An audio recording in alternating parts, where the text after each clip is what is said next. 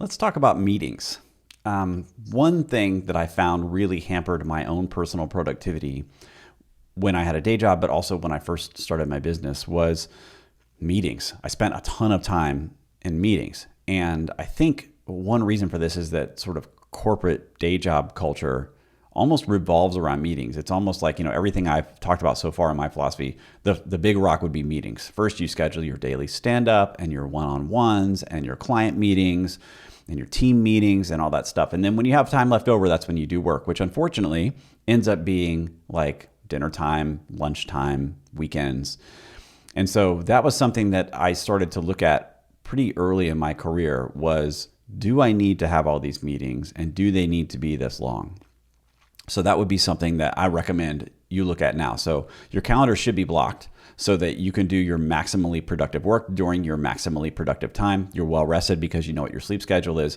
But now you have this other time on your calendar that can be captured by people just dropping a meeting on your calendar. So the first thing that I would try to do is be the one who sets the meeting. That was the first thing I did. So I could say, well, I want to schedule this meeting. I'm going to schedule it at 9:30 a.m. And the second thing that you want to do is see how short the meeting can be, or just don't do the meeting at all. If it could be an email, let it be an email. So that's like what one of my favorite memes is, this meeting could have been an email. And that's frequently very true. People schedule meetings a lot of times because they don't know what else to do. They're not really thinking deeply about the problem that a meeting will solve for them. So instead, they just default to, let's just have a meeting about this. The problem is, even if it's a short meeting, it's a 15-minute meeting, you've got to prep for that meeting. It's going to be at least 5 minutes. And then you probably have to send some minutes or a summary or action items. That's at least 5 or 10 minutes. So even the shortest meeting of like 15 minutes is going to end up at 30 minutes. So the first thing is, see if you can limit the number of meetings you have.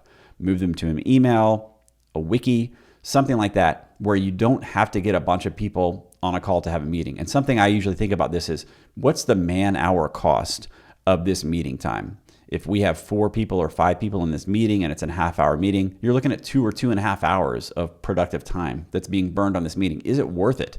Is it worth spending 2.5 hours of time to decide this thing that we could have done in an email in 4 minutes? So that's the first thing, is limit the number of meetings. And then when you do have to schedule a meeting, ask yourself, how short can it possibly be, and make it shorter. So I'll give you a great example of this. In my business, the main meeting that I have with clients is what I call the kickoff call. It's after they've decided to work with me. It's the first call that we schedule where I get a lay of the land. I totally understand their situation. I get their career background. I do a lot of things in this call. And it used to be scheduled for an hour. And then one day I thought, what if that meeting was only 45 minutes? Would it be less effective? Would my clients feel neglected? Would they be sad? Would I miss things? So I thought, I'll just give it a shot.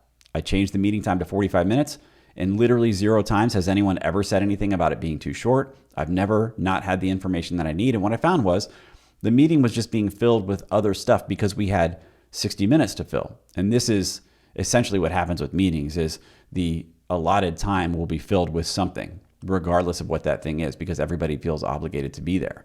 So see if you can limit the number of meetings that you have and then reduce the time on the meetings, and try it incrementally. So if you have an hour meeting scheduled, knock it down to 45 minutes and just see what happens. You could even tell the people who attend that meeting, hey, listen, this is normally an hour. We're going to do it for 45 minutes for this month, and we'll see how it goes. Let me know what you think.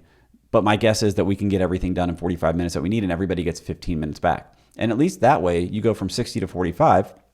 You can now send your meeting minutes. You can do your prep time. All of it can be done in under an hour. So at least you're only blocking an hour of calendar time.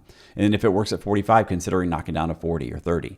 So that's the thing that I think is a big way to free up time, is to ask yourself if you need to have that meeting. And then if you do, what's the shortest amount of time that I can schedule this meeting for and still get everything I need, so that we're not just filling time to fill time because it's on somebody's calendar. So reduce the number of meetings, shrink the time that each meeting takes.